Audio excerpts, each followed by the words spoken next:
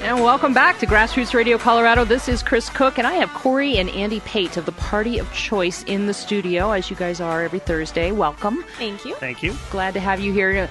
I changed gears on you early this morning, Andy, and I appreciate you accommodating me, because this Jeffco story is such a big deal. And this, I think, presents a great opportunity for us to learn these skills, to use these skills to reach out to these kids, in particular the students, and have these conversations about why do we want to see balance in the AP curriculum? Why do we want to see, some of these changes, and, what changes have they made, and what are, just basically having these conversations, because I don't think they're getting the full story. Oh, no, not at all. Not even close. Right. So let's just do a quick refresher on sort of the methodology of what we're using here. Okay. Well, I think the first thing we got to keep in mind, we all get really frustrated because we look at and we say, how can the kids be siding with this?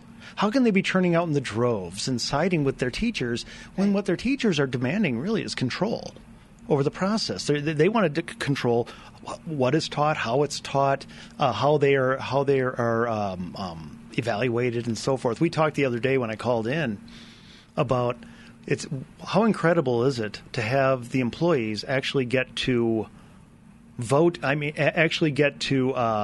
on and contribute huge amount of money to deciding who their bosses are. Right. In a business. Right. They are incredibly powerful. And yet the kids totally side with them. And so the first thing we want to talk about is why. Why do the kids instinctively immediately side with the left against the right? Well, my gut instinct is they're brainwashed, but I'm guessing that's not the answer you're going to say. Oh, no, that's pretty good instinct, okay. And just so you know, we'll get into this a little more later, but this is very important. This is very personal for me and for Cori. Cori was homeschooled. I was raised in leftist academia. I was raised by the people, by activists, by the people who do everything that you're seeing done. Oh, wow. Okay.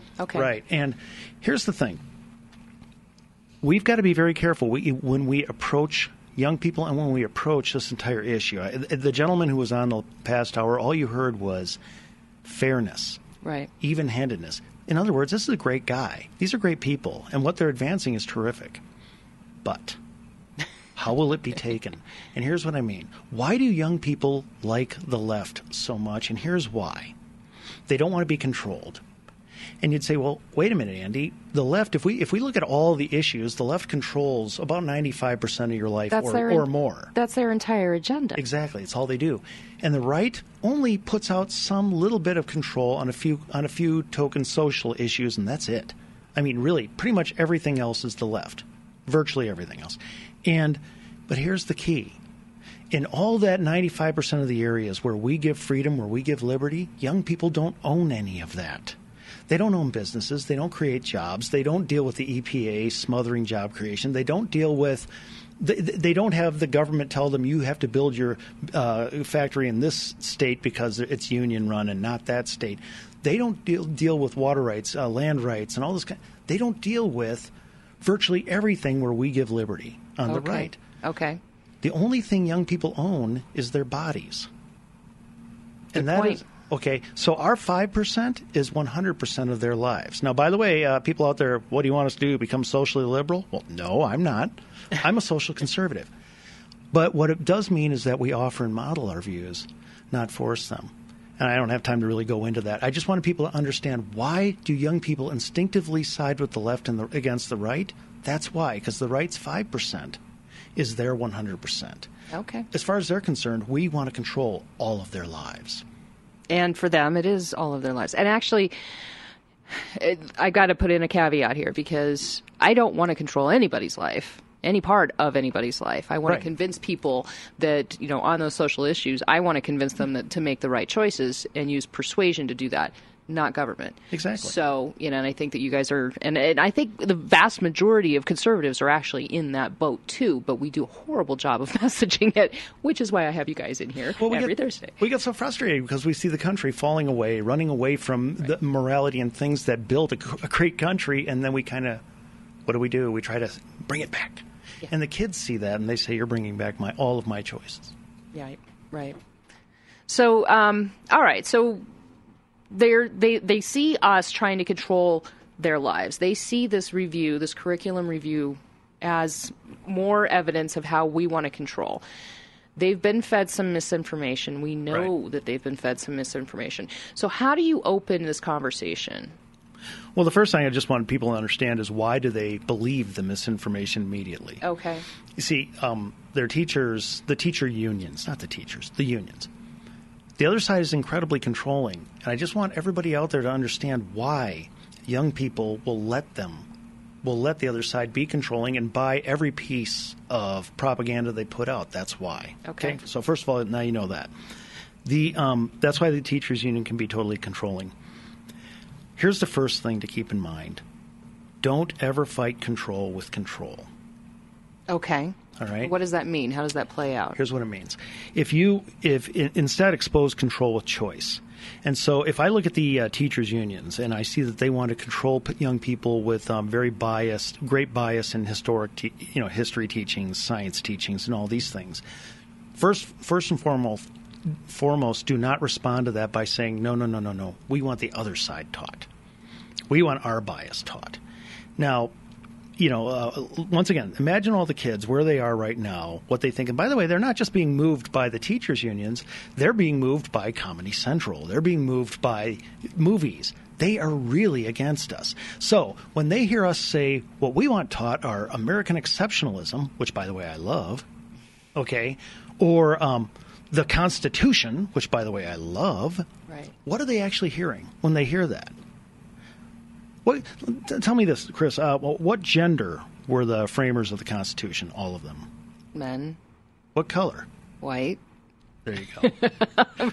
Okay, and now young people are programmed by Comedy Central. So right, they're getting that because right, Cori? Yeah, that's what they're hearing. That's what they've been taught. They hear it everywhere.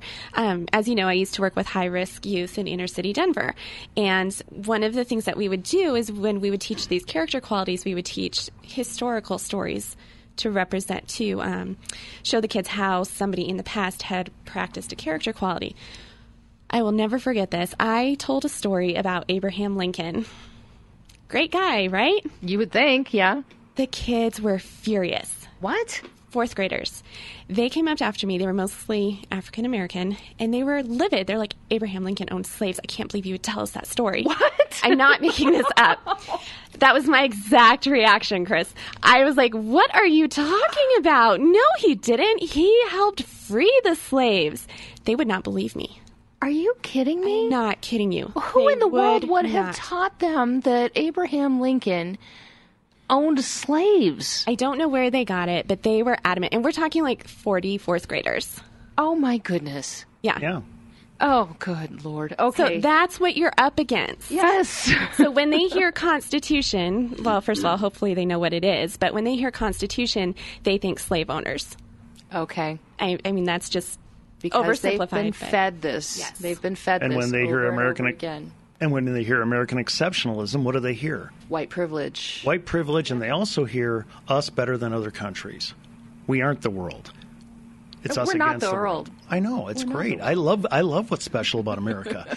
All I'm letting people know first, before we get into what to say, is I want them to understand why the things we're used to saying don't work. And in fact, they blow up in our faces. They hear control. They hear, okay, now what you're trying to do is you're trying to bring your slant, your opinion, your kind of history that forces me to like what these old white men put in place. Well, I don't believe in that. Okay, I don't trust that. We have to reteach them, and it's very easy. You can do it in moments. Reteach them the greatness of America. We should be able to do that. Maybe the solution, and this is completely off topic, but maybe the solution is we teach them how to do history rather than teach them history. Maybe we teach them how to do history and let them make up their own minds. But I suppose they need a certain amount of basic facts and stuff. And they do need to be shown the other side, but just because they've never heard it. Just like my kids thought Abraham Lincoln owned slaves. Which, that blows my mind. That absolutely blows my mind. All right, well, when we come back, we'll continue talking about this, trying to figure out, you've got to help me get into the mind of the person I'm talking to, Andy, because I'm really having trouble with this.